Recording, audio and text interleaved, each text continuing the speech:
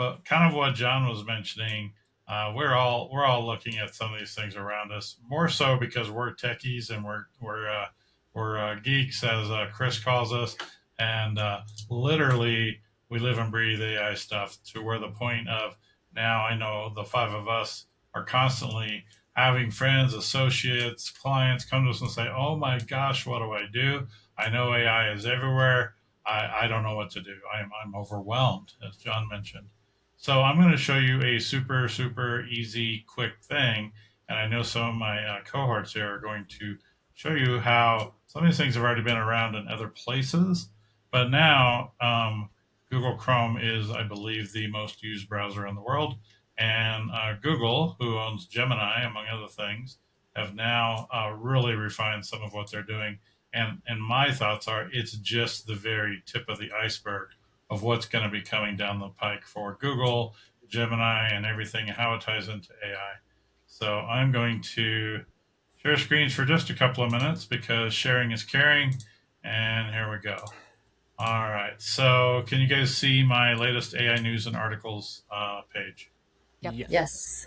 Okay. So we're in Google Chrome. As you can see, my brain is way on overload because I got way too many tabs open, right? But the cool thing is this is a website I like because it's the latest AI news, right? So I'm just using this as an example, but like John said, if you just look in the last couple days, oh my gosh, all of these changes, all the latest versions, all these updates, all these things that AI is doing, it's insane, right? But the cool thing that I want to share is now in the United States anyway, you have this little button up here that says Gemini, and if you click it, you now have this new little area here that you can resize. You can actually break it off here, pop it out if you want. But it's looking at this tab, right? I can see right now that it is this tab that I'm looking at. So I can add in more tabs here if I want. If I want to have a discussion about this and something else. But because there's a lot of information here, one trick would be to talk to your Gemini assistant here and ask it. You can talk to it verbally or you can type it.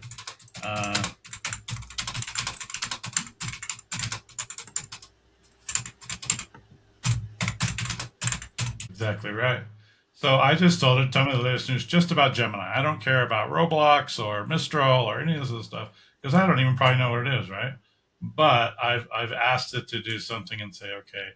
So it's telling me just some latest information here about what it's pulling from here, right? So I can then type or talk, as John mentioned, about this conversation. I'm having a conversation with my Gemini assistant, right?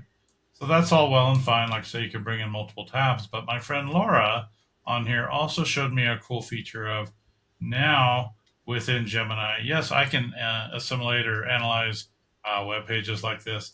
But let's just say I am stuck. I'm stuck on a software. Let's say I'm in Orbitz or I'm wherever I'm at, right?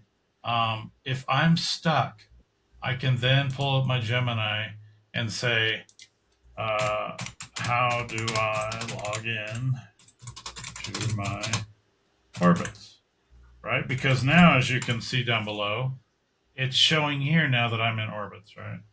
So just for funsies, if I were to do that, this is a super, super basic example. It's telling me no matter pretty much whatever website I'm on, it can then walk me through, okay, how to access login, right? Managing your current session. This is just like the dumbed down version because if I'm stuck in a software and I don't know what to do, it can most of the time figure it out, right? And so then And it will help you. You can click the links to get if you're not in the right spot. Just allowing you to click to get to the right spot is a tremendous help. Yeah, it gives you the links. It helps you walk through things, right? And then lastly, we're going to go over to a new area here. It's called NotebookLM, and we have discussed this on the show before. This is an amazing software, and it is Google, and it's tied into Gemini now. So you can create your notebooks about your businesses, right? So, for example, this particular is one of my companies. I've put all my sources over here, right? I can then create different things over here. Infographics are insane, but you've got some new features here with the pencil that you can now give it more detail and what have you. But what it's creating with some of these things is, let's just, here's an example. So you can talk to it and you can have it create really cool infographics like this.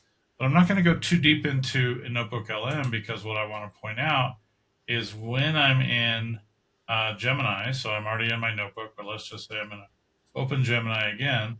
Now, when I'm talking and I want to um, uh, yeah, I want to pull a notebook in. So let's just go to a different website, and let's just say we're on this website or what have you, and we want to discuss something. We can open up our Gemini here, and then that's adding tabs. Where is the ability to add notebooks? They did. Yeah, so if you just go to gemini.google.com, it'd be the same concept. But here now, when you're adding your files and everything else, you can now pull in a notebook, right? So if I wanted to pull in that notebook, and now it has all those sources, all of that data that is in that notebook. So this is just huge to me because there's so many things you could do now. Whether you're creating images, you're writing content, it now has a source or a brain to look at that. So my thoughts are the way where Gemini and Google and Notebook are going, and there's so much more to it.